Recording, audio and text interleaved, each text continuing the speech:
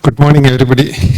I am really honored to chair the session of my teacher, Dr. Madhusudanam sir, a great teacher, a great neurologist, and a great clinician. He has given the apt topic of how to manage a seizure during pregnancy. Over to you, sir. Thank you, respected chairpersons, my dear friends and colleagues. At the outset, I would like to thank the organizers, especially Dr. Jis, for having invited me to be with you in this session. The topic I am going to present is the neurologic epilepsy and pregnancy. There are two aspects in that. What is the effect of pregnancy and epilepsy? What is the effect of epilepsy and pregnancy? When we take the burden of the problem, about 20% of the persons with epilepsy are of the childbearing potential. 1 in 200 women attending the antenatal clinics suffer from epilepsy. In India, there is 2.7 million women with epilepsy, 52% of them in the reproductive age group. The goal of treatment is to gain best control of seizure and the least adverse effect. The people will come to you with two common case scenarios. The one, a 24-year-old woman who is an epileptic on anti-epileptic drugs has come to you with pregnancy of 2 months. The case scenario 2 is that a 20-year-old woman is a known epileptic on treatment with anti-epileptic drugs, got married and want to become pregnant. She has not become pregnant so far and comes to you for advice regarding certain aspects. Now let's see the first case scenario. A person who has already become pregnant and is epileptic. She has these following questions to you. Can I stop the medication? And take these medicines, will it be harmful to my child? If you continue to take these medicines, will my child develop subnormal intelligence or any other behavioral problems later on? Will these medications affect my pregnancy? How can I know about the abnormalities of the fetus in utero? Can I reduce the medication dose? Do you have changed the dose of AAD during pregnancy? And will there be a problem with delivery? And is breastfeeding safe? So these are the questions in the patient's mind when they come to you with this problem. Now let us answer one by one. Can I stop the medication? In fact, it's a difficult question to answer. We must know the risk of seizures to the mother and fetus, and versus the risk of anti-AD exposure to the AD means anti-epileptic drug to the fetus in utero. Now let us look at the adverse effect of seizure occurrence in pregnancy. There is increased risk of obstetrical complication of 2 to 3 times in the form of spontaneous miscarriage, placental abruption, premature labor, and effects of trauma due to seizure. Moreover, stopping anti-epileptic drugs abruptly during pregnancy, there is a 10-fold increased risk of seizure recurrence, and there is also a risk of surrender. Now look at the other aspect, the risk of AEDs on fetus. All of you know about the risk of cranial malformation and the poor neurodevelopmental outcomes. However, there is more than 90% of chance of having a normal child in a person who has epilepsy on treatment. Not controlling seizures during pregnancy may be worse than using anti-epileptic drugs some risk. Hence, there is no role of stopping or reducing anti-epileptic drug once pregnancy is confirmed. Since the organogenesis occurs the first 3 to 8 weeks, if the drug has caused any side effect, it may have not already been caused. There is no point in decreasing or stopping during at that point of time. Moreover, by reducing the AAD dose, the patient is likely to develop recurrent seizures, which is more harmful. So, the ideal thing will be all changes in AAD should be completed at least 6 months prior to the conception. Now come to the next question. She is asking you, I am taking this medicine, will it be harmful to my child? Let us look at the effect of anti-epileptic drug on the fetus. The most women with epilepsy give birth to a healthy child. However, children of women taking AAD during pregnancy may be at increased risk of birth defects, premature birth, low birth weight, and low Abgas dose. The overall frequency of major congenital malformation is 3 times greater in children or women with epilepsy than without epilepsy. Remember that even normal women without any medications is not spared. They are also at a risk of malformation to the tune of 2.2%. Now, what are the broad categories of fetal outcome that can occur due to anti-epileptic drugs? It can be anthropometric changes, physiological changes. Most concerning are the teratogenic effects and the long-term cognitive effects. Now let us look at the teratogenic side effects. The most important concern is the major congenital malformation. Now what are the major congenital malformations which can occur with AADs? These are neurodegenerative defects, cardiac malformations, facial clefts, hypospadias, and brain malformation. Now, what is the mechanism? How does AAD cause teratogenicity? One possibility is that AAD induced folate deficiency predisposing to neurodegenerative defects. Increased oxidative stress related to the mechanism of anti-epileptic drugs and genetic predisposition. Now, let us look at what are the AADs which is identified having malformation from the highest to lowest level of risk. Now, you may know that now at the time there are more than 30 anti-epileptic drugs are available in the market. It is hard to remember the side effect of each and even one of the anti-epileptic drugs. If you look at this chart, 3 drugs top the list in the incidence of malformations. The top one is valproic acid, sodium valproate, followed by phenobarbital and topiramate. All other anti-epileptic drugs has got a chance less than 5%. And the safest among the lot are the levetiracetam and lamotrigine. They did not significantly increase the risk of major congenital malformation. And remember that the risk is also dose dependent. Higher the dose, higher the rate of malformation. For example, if you take valproic acid more than 700 mg, carbamazepine more than 400 mg, phenobarbital more than 150 mg, lamotrigine more than 300 mg, about a higher risk compared to a lesser dose of anti-epileptic drugs. And of all the drugs, the most important culprit is the valproate. And the risk of valproate is significantly higher than all other anti-epileptic drugs. And the risk is dose dependent.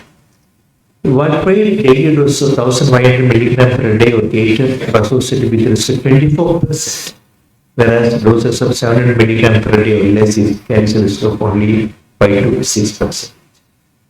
If you take the anti-epileptic total, the most safe are on the left side, the lamotrigine and levetiracetam, then comes carbamazepine or carbamazepine, then comes the phenytoin, phenobarbital and topiramate, and the most problematic one is the valproic acid. Now, what about the duotherapy? If we combine 2 drugs, what will be the risk of producing side effect? Polytherapy results in higher rate of fetal malformation than monotherapy, which is around 6.8% versus 4%. And the risk of major congenital malformation with duotherapy is 1.6 times more than with monotherapy. And it is highest with the combination of 2 drugs, valproate and topiramate. We combine these drugs, this is the most problematic one to cause major congenital malformation. There is no major congenital malformation seen with levetiracetam and lamotrigine duotherapy. Even if you combine these 2, there is no such increase at all. No, the malformation rates, if you combine 2 drugs, if you combine carbamazepine with lamotrigine or lamotrigine with any other non-valproate drug, the risk is very minimal. Any adding valproate to any combination increases the risk for major congenital malformation. There is no increased risk with levetiracetam or lamotrigine duotherapy. So, coming to the summary of the teratogenicity, duo polytherapy valproate the highest risk. Valproate monotherapy more than 1500 mg has got higher risk. Other monotherapies for 2 to 6%. The safe medications are lamotrigine, levetiracetam, and carbamazepine. And valproate less than 600 mg, carbamazepine less than 600 mg is relatively safer. We are forced to give valproate in certain epilepsies which respond only to valproate. You still can give, but see that the dose does not exceed 600 mg. Now coming to the next question they are going to ask is, if we continue this medication, will my child develop subnormal intelligence, any other behavioral problems later on? Now, if you look at the neurodevelopment outcomes in children exposed to anti-epileptic drugs during pregnancy, varying frequencies of behavioral, cognitive disabilities and development delays are reported to the tune of 1.4% compared to the control of 1%. What are the factors responsible for the poor neurodevelopment outcome are increased seizure frequency, more than 5 seizures, presence of malformations of course, decreased maternal education, impaired maternal-child relations, and use of specific AEDs and polytherapy combination, which I already told you, which can be problematic. And valproate monotherapy itself, if its dose is high. And treated valproate and AED exposure is associated with a lower IQ and reduced cognitive abilities in a dose-dependent manner. Exposure to other anti-epileptic drugs, including carbamazepine, lamotrigine, phenytoin, is not associated with a lower IQ in children. Preconception folate supplementation has a positive association with a better neurodevelopmental outcome, a lower rate of autism spectrum disorder in general population, and higher IQ in children exposed to AEDs in utero. Now, this is the American Academy of Neurology update statement on the neurodevelopmental outcome. Cognition is probably not reduced in children or on untreated women with epilepsy. Carbamazepine does not increase the poor cognitive outcomes compared with unexposed controls. Monotherapy exposure to valproate or phenobarbital probably reduces the cognitive outcomes. AED polytherapy exposure probably reduces the cognitive outcomes as compared with anti-epileptic monotherapy. So there is another big problem with valproate treatment is the autistic spectrum disorder. This is reported to be more frequent in valproate exposures compared with carbamazepine or lamotrigine exposed to children. Children exposed to levetiracetam in utero did not differ from unexposed controlled children, and there were no detectable dose effect.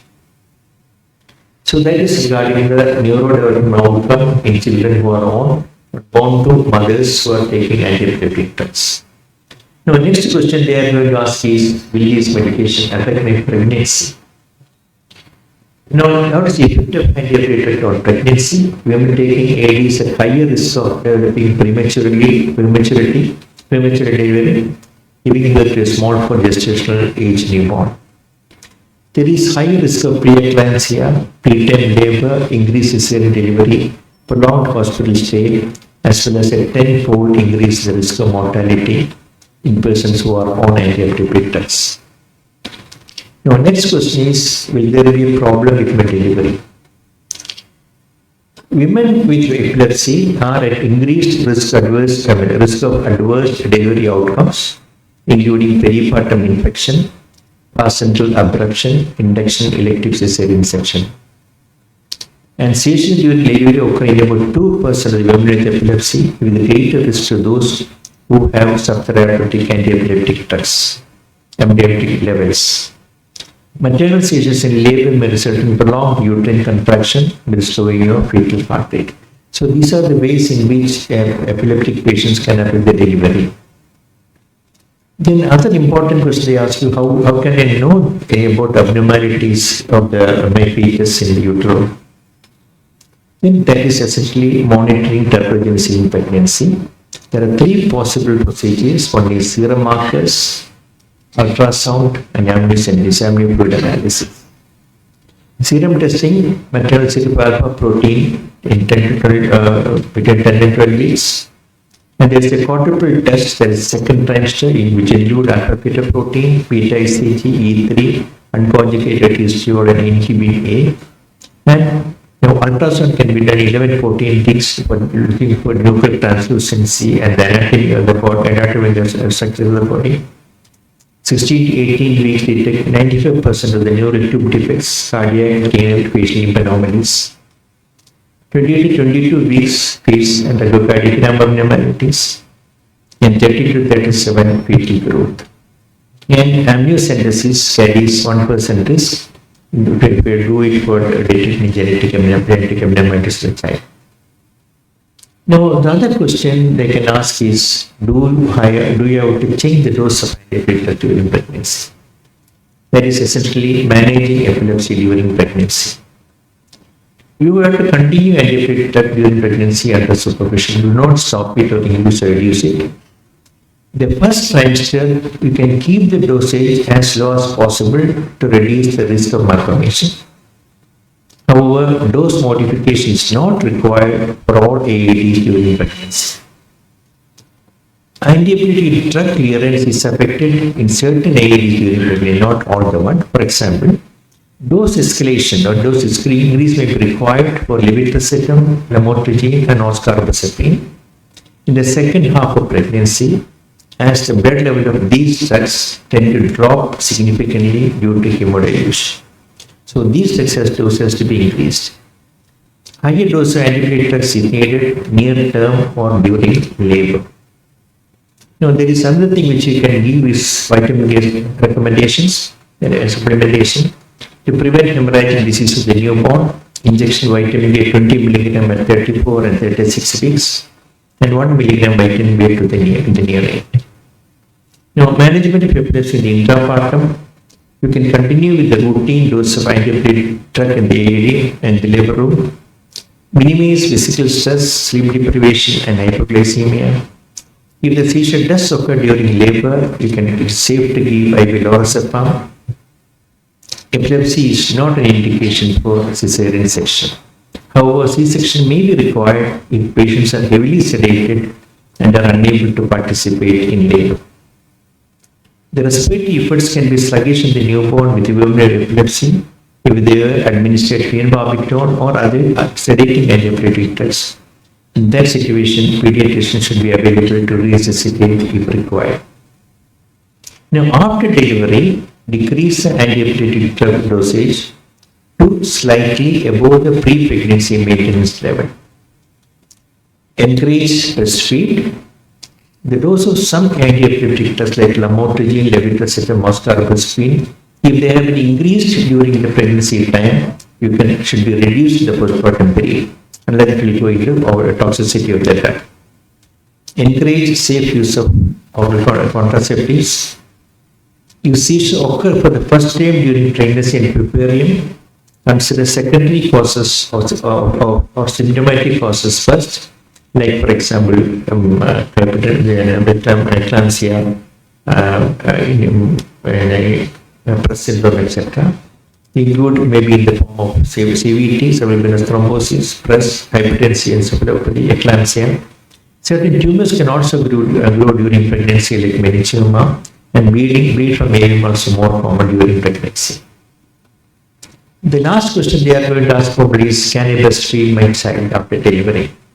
There are many known benefits of breastfeeding, as you all know. There is reduced risk of lower respiratory infections, atopic dermatitis, asthma, acute otitis media, gastroenteritis, obesity, diabetes, childhood leukemia, sudden unexpected death, necrotic enterocolitis in babies who are breastfed. Breastfeeding is also beneficial for the mother in reducing the risk of breast cancer, ovarian cancer, postpartum depression, and encephalitis. All AADs can be transmitted to the breast milk to some degree, but this amount is much less than the previously transmitted through the placenta to the fetus. So all AADs can be continued during after delivery. They can safely breastfeed the child. The actual infant AAD exposure to breast milk is usually low, and the benefit of breastfeeding outweigh the potential risk of newborns. Breastfed children exposed to AADs in utero are found high IQs and enhanced verbal abilities compared to the children exposed to AADs in utero who are not breastfed. So undoubtedly, breastfeeding should be encouraged. Now, is there any drug which can be excreted more in the milk which can affect my child? This is not a rare situation. In those who are on barbiturates and benzodiazepines, there are reports of sedation in the fat inhibitors in the neonates. Except for barbiturates and benzodiazepines, the reported side effects in infants who are breastfed on other AADs are infrequent and negligible. So this is the first case scenario where the patient has already become pregnant and come to you with for advice. Now let us look at the second case scenario where the first 20-year-old woman who is non-epileptic got married, want to become pregnant. So what are the, she comes to you with these questions to you. Will I have trouble getting me pregnant? If I become pregnant, will my epileptic attacks increase? Will the medications be harmful to the child? As I largely answered that in the previous talk. Can I change to less harmful medication? Can I reduce the dose of drug? Is there any drug which I can take to reduce the malformation risk? Now, we have a problem in getting pregnant. Reassure the patient that fertility is the same as general population in women with epilepsy seeking to become pregnant. So,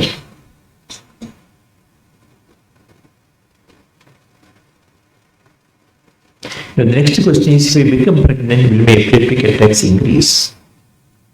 Now, what is the effect of pregnancy on epilepsy? In the majority of the women with epilepsy, pregnancy has no effect on their seizure frequency. Therefore, if seizures are well controlled, they are likely to remain so during pregnancy. If the pregnant is seizure free for 1 year before pregnancy, it is very likely that it's more than 80% that she will continue to remain seizure free during pregnancy. However, in approximately 20 to 30% of pregnancies in women with epilepsy, an increased seizure frequency occurs during pregnancy. Seizure frequency is highest during the 3 peripartum days. Now, will the medications be harmful? That question is answered. Then the other question they are going to ask invariably is that, sir, you said that medications can be harmful. At the same time, you also said that stopping AEDs can produce recurrence of seizures. What will they choose? Which is more harmful? Accepting the chance of recurrence of seizure or accepting the possible side effects of anti-epileptic drugs? What is the risk of fetus because of the maternal seizure recurrence? Women with epilepsy who experience seizures during the pregnancy are at increased risk of delivering preterm, low birth weight, and small progestation age newborns. Moreover, frequent maternal chronic seizures during pregnancy are associated with lower verbal IQ in their offspring. So, benefits of using AED during pregnancy may outweigh the potential teratogenic side effects. So, always do not stop the anti-epileptic drugs. Now, how do the recurrent seizures affect the fetus? The seizure-related death may relate to the fetal hypoxia, acidosis, decreased blood flow to the placenta, deceleration of the fetal heart rate, and trauma as a result of maternal fall. Now, if the patient is wishing to conceive before becoming pregnant, then they come to you, what should I do with my anti-epileptic drugs? You have to review the anti-epileptic drug regime. Is the drug necessary? Many times the patient might have been taking drugs for a condition which may not be true cyst at all, or the dose may not be appropriate, maybe an excessive dose for the particular type of epilepsy. And the patient is seizure free for more than 2 years, consider drug withdrawal and possibly stop before planning to become pregnant. These decisions should be taken after analyzing the type of seizure the patient is having, because you cannot stop all patients after 2 years of seizure freedom. There are certain types like JME, if you stop the anticonvulsant, they immediately develop recurrence of seizure. So this has to be done with the advice of a neurologist or a physician. And the seizure is still occurring in that patient before becoming pregnant. Find out AED changes required, if the AED is appropriate for the particular epileptic syndrome. Consider a change of AED depending upon the type of seizure, and optimize the AED and its dosage well before conception. The aim is to put optimal monotherapy, that is a minimal effective dose of the medication, and of course follow supplementation. Is there any drug which I can take to reduce the malformation risk? Undoubtedly yes, there is folate supplementation. Folic acid is involved in the nucleic acid, amino acid synthesis, cell division, DNA methylation, tissue growth. Certain antibiotic drugs altered folic acid concentration causing reduced blood level like valproate, carbamazepine, oscarbazepine, and phenytoin. Irrespective of whatever drug is there, you have to put the patient on folate supplementation. Moreover, the risk of autistic spectrum disorder is also less in those who are on folate supplementation. So it is recommended to take 0.4 milligram of folate for all women of childbearing age to prevent neural tube defects. So summing up what I will talk today, the summary, the principles of epilepsy management in women in reproductive years, choosing the best AED for the patient's seizure time, choosing the AED with the least teratogenic and cognitive side effect, minimal effective dose, prompt selection of best AED regimen, supplement all women with epilepsy in the reproductive age with folate. And management should start early in the reproductive period, and the area's focus should be need to continue the AEDs in order to remain seizure free, and reassure the patient that more than 90% of infants born to mothers with epilepsy and taking AED are healthy. Risk of major malformation is only to the tune of 6 to 8% and occurs mostly with high doses and polytherapy. And regular follow-up with the physician and neurologist. And avoid discontinuation of medication once the patient becomes pregnant. I think I will stop here. Thank you for your patient listening.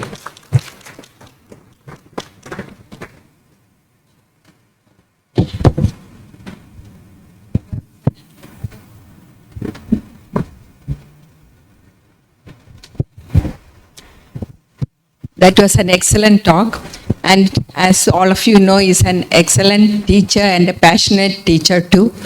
So he has highlighted on all the important points. Sir, I have a question to you. What is your opinion on doing serum levels of the drugs in the first trimester, as there is so much of physiological changes and hemodilution occurring at that period? Yeah, that's a very pertinent question. In my talk, I mentioned that the 3 drugs where the blood level need to come down. That is lamotrigine, levetiracetam, as well as oscarbitasine. Barring these medications, they need not do any blood level in these patients. Even if you are not able to do blood level, suppose it's not difficult, it's difficult to get blood level lamotrigine done and also oscarbitasine done. So in that situation, it is better to increase the dosage to 1/3, the pre-pregnant level. And then you can stop it after delivery. If the blood level you cannot get it. Ideally, if you look at the blood level, it is good, but it's practically difficult to get the blood level for these drugs.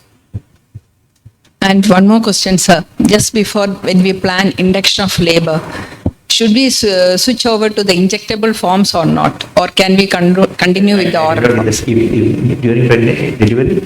When you are planning induction of labor, that is, we are planning to deliver them. So they may not be taking food properly and they may not have that much of compliance. So should we switch over to the injectable forms or not? Yeah, definitely. If the patient is not able to consume oral, definitely has to be switched over to the injectable form. Because the chance of developing recurrence is more during the delivery time, so it has to be done like that. Yeah, so thank you for making a complicated topic very, very clear. Just one question. What is the mechanism, or is there any known mechanism for increased autism in children who are on certain anti-epileptic drugs? So I don't know the any mechanism described. This is generally valproate is highly toxic for the high dosage. I don't know exactly why the autism spectrum is more in that. I don't know. Sir, in seizure patient whom you want to start on oral drugs like estrogen or progesterone, how are you going to alter the seizure drugs? On treatment? A patient on seizure, anti-seizure medications, you want to start the patient on estrogen and progesterone pills. Suppose if there's a bleeding occurs, you may have to start on estrogen and progesterone pills. No problem. In fact, estrogen is pro-seizurogenic and progesterone is anti-seizurogenic. Okay. If you want to give, you can definitely give that. No problem. If it is indicated. Only thing is you have to just increase slightly increase the dosage that is required. Dose of panic control is increased. Madhu, thank you for the excellent talk. One small question: how long should a woman should be seizure free before becoming pregnant? How long should a woman should be seizure free before becoming pregnant? At least 10 months of seizure free. 10 months. Thank you. Sir, one question. So one of our friends or relatives are asking that their son is going to getting a marriage with their daughter, and daughter, that girl is a known case of epilepsy or well controlled. What advice we can give? Okay, there's a perennial problem with every patient come to you in their OPD getting married. In fact, epilepsy is not a contraindication to getting married or getting, but largely, see, I have been practicing neurology for the last 43 years. I have only seen one patient with malformation based on malformation. So far, I have not seen any child born with malformation. Because many a time what happens, these patients come to you already become pregnant. That's a common scenario. They become pregnant and come to you and say what it should be. What can you do? Do nothing, you continue. Already whatever the problem is already documented. But they deliver normally. All said and done, these are literature. Practically, the chance is very less. Ultimately, the conclusion is that more than 90% chance that they are normal. So, the ideal thing is counsel the patient. The only problem is a social problem rather than a medication problem. The boy's parents, they will not be keen for she's an epileptic. That's the thing is concerned. Make them convinced that there is not much of a problem. So what I do in my practice, I call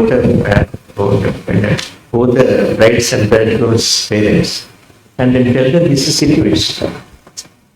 Then many of them get convinced, some of them did not convince what they do. Sir, a patient on seizure disorders, he's gone for a status. How are you going to manage, sir? See, just a status management is just like any other thing, any other management of that such separately in pregnancy, you can give dollars a month. Same as these things, and along with lot of system was not effective. I mean, second line is maybe elevator set. Elevator setting is very safe. No problem. Can you avoid being about it on at that time? What are the antiplatelets can be given? So, ideally, $1 followed by elevator set.